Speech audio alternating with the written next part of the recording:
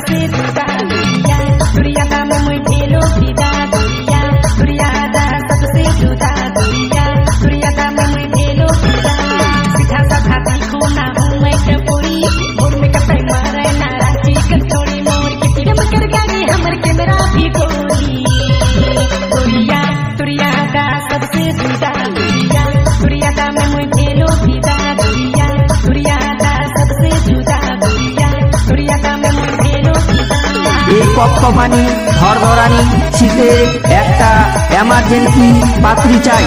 মেয়ে যেমনই হোক না কেন কোনো সমস্যা নাই, দেখতে অসুন্দর হলেও চলবে, শুধু মেয়ে হলেই হবে। ছেলে ডিজে অমিত বাবু, বিএ পাস, সরকারি চাকরি করে, 100 দিনের কাজের ডিপার্টমেন্টে। बिना ठिकाना कहाँ से बता चक्का रसुल्लापुर बाजार कुंडलिया बराबर सामने से।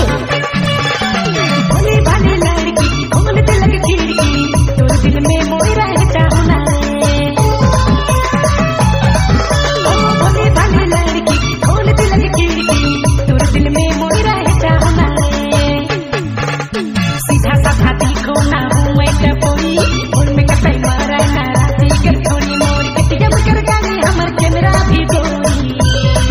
गोरिया तुरिया दा सबसे जुदा, गोरिया तुरिया दा में मैं भेलो फिदा, गोरिया तुरिया दा सबसे जुदा, गोरिया तुरिया दा में मैं भेलो फिदा।